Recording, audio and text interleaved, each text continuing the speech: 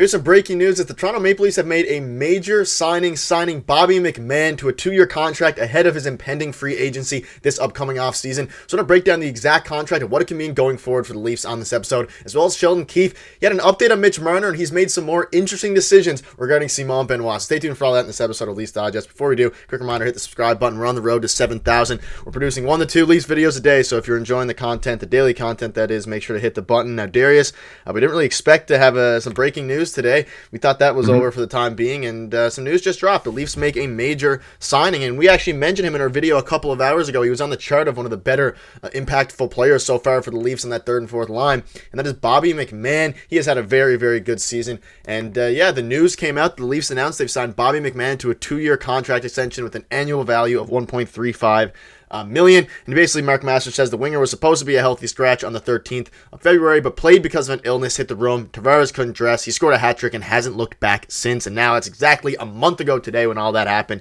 Hasn't looked back. And Darius, he's going to be a Leaf for the foreseeable future, at least the next 2 years. And the key thing to note here is that he was an impending unrestricted free agent if they hadn't got this done. Yeah, that's one thing that caught me by surprise, actually. I just assumed he was going to be an RFA, but he was actually a UFA heading into this summer. So it's nice that they locked him up. And if you asked me like 2 months ago if this was a pressing matter, I would probably say no. And I think most Leaf fans would, agree and just be like, if they lose him to free agency, it is what it is. But like you said, since that game where he, came into the lineup, he was supposed to be a healthy scratch, came into the lineup because Tavares was out, and he really hasn't looked back since. And if you look at his game logs, like on Hockey Reference, or his last 10 games, let's say, for example, or even the last month, he has been a really good and effective player for the Leafs. He's been fantastic. He has 10 goals so far this season. 18 points as well so far this season in 40 games. So he has played a pretty substantial sample size in games, and he's about half a point a game a player. That's not bad, especially from a quote-unquote third liner. So I like what I've seen from him in the especially the second half of the season, or just the last month, I should say. But he's really turning it on. It's not just the fact that he's scoring, and they're nice goals, taking to the net and stuff like that. He's been effective on the cycle, and he's been effective in his role as a third liner or a second liner. It depends what how you look at the Leafs lines right now. They're a little mumbo jumbo at the moment. They're still trying to figure it out going into playoffs, but he's been effective on the cycle and keeping things alive down low. And I think that's one thing that's impressed me more than just his scoring ability, which has been impressive as well, but just the way he's been playing and just being in the right spot in the right areas. He seems like he's just finally putting it all together now, and it's exciting because he's figured it out at pretty much every level until he got to the NHL, and it now looks like he's figuring it out. So it's nice. So it's nice that the Leafs got him locked up, and it's a pretty, he makes just as much as Ryan Reeves, and he's a pretty effective player. So great signing, and it's a good thing that they got him locked him up for another 2 years. Yeah, I was going to mention, I popped it up while you said that. $1.35 million is not very much at all, and obviously he's not putting up a ton of points, but his advanced metrics, the advanced analytics, love what Bobby McMann has been doing. And again, we mentioned in an earlier video today if you want to check that one out. But looking at his, there's a bunch of different charts here. This one's from Andy. He said Bobby McMann has re-signed with the Toronto Maple Leafs. Great deal for Toronto. McMann is a very good two-way bottom six forward. Obviously, the two-way with him is his defense has been very elite this season. You see his offense 72nd percentile, transition not great, and his defense is 92nd percentile. So he's doing very, very good overall. You can't really ask for much more coming in. His cap hit's at $760,000. He's 27. He's now signed until 2026, I believe. I don't know how anyone could be upset with this deal. It's a very, I'm not going to say it's team-friendly necessarily, but it seems like a pretty team-friendly deal, at least as of now. It'll wait to see in hindsight. And then from Jay Fresh, utility winger who's created scoring chances and goal at an efficient rate this season, and he's a 62 percentile WAR. We're seeing people get paid 2 to 3 times the amount that Bobby McMann is going to be getting paid per year, who's much performing much obviously worse than that. And I don't know, he's a very solid winger, a two-way winger. His projected time as a fourth liner. He could be a third liner. He could be who really knows? He could be a second liner depending how you look at the things. But now his cap hit is 1.4 for the next 3 years.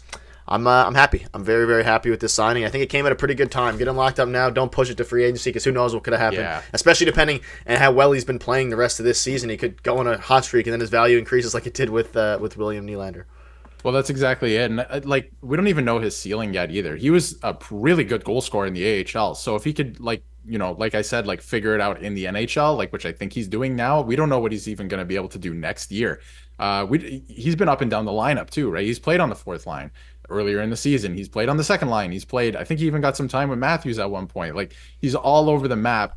And one thing that you mentioned as well is his defensive game. It's not just the fact that he's figuring it out and scoring goals and he's good on the cycle and all that. He's good at taking the puck away too in defensive zone play. So very good for the Leafs to lock this guy up at a pretty decent cap hit. I think like in a year or two's time, if he continues to progress the way he is, I know he's a little bit older, but he is, it just looks like he's figuring it out and just continuing to get better. So I think looking back, the cap hit is going to be something that we look at and be like, you know what, this was great to lock him up at this point for 2 years, and then we see where he is, kind of reevaluate. But I think the sky's the limit for him right now. I think he's just continuing to get better. And he's been driving play on some of his lines as well. Like on Saturday night, I don't really think of him as a play driver. He has been finishing. There's a couple times where he has taken it to the net and stuff like that. But on Saturday, he really looked like he was maybe not a coming out party, but like him and Nyes looked very good together and they were making some nice plays. So I think he's just getting more comfortable, and I think it's going to look better in a year's time for sure. Very good to see, and smart move by Brad that's living there. And yeah, let us know what your thoughts are on that. Let's move on now to Keefe speaks out of Marner, and he also scratched Simon Benoit again, who has been, we've been on the Benoit train. I'm going to throw it up here. The train's not going to be able to get used as much now because he's not playing as much ever since the acquisition of Lyubushkin and Joel Edmondson. But, let's get into the Marner stuff first here. And this tweet was actually deleted by David Alter, but this basically what he said is that Mitch Marner skated for the first time since his lower body injury was sustained last week against the Bruins. Make of that what you will, is what Keefe said, as the Leafs forward remains day to day. So a bit of some weird cryptic stuff going on there. He's hurt. He's not going to be playing tomorrow, sorry. Yeah, what are your thoughts? It's interesting. It's not great news, I guess, but you can't really be too concerned. I don't know. It's a bit interesting. I didn't think there was the injury was very major when it happened, but I guess I didn't think so either. And on top of it, I think I don't know for sure. I feel like I watched that entire game, but I'm not sure if he even finished that game. I thought he did, but I guess it's probably something minor, and they're just keeping him out to make sure he's good 100%. Like, why would you put him back into the lineup when you don't really have to? Because they have been playing, pretty well in the last month or so. So if you can give him some rest, why wouldn't you do that, right? So I don't think it's anything super serious. We hope not, but it didn't look serious, and he'll probably just miss these 2 games. He could be back as early as Saturday. We don't know. The fact that he's skating tells me that it's not too serious and he's starting to work on it. So I don't know. I don't think it's time to hit the panic button yet, but if he misses Saturday, then I start raising an eyebrow and I'm like, all right, what's going on here? But I think for now, he's probably just working on it, and they're making sure he's probably 100% to come back, because with it being so close to playoffs, you put him back when he's only like 70%, let's say he gets hurt again, now you have a real problem. Yeah, exactly. And I'm not too worried about that. Now let's touch on this quickly before we wrap up. Benoit spoke out on potentially, and it's looking like he's going to be scratched the second game tomorrow in Philly against the Flyers for Edmondson, and the Edmondson-Liljegren experience continues.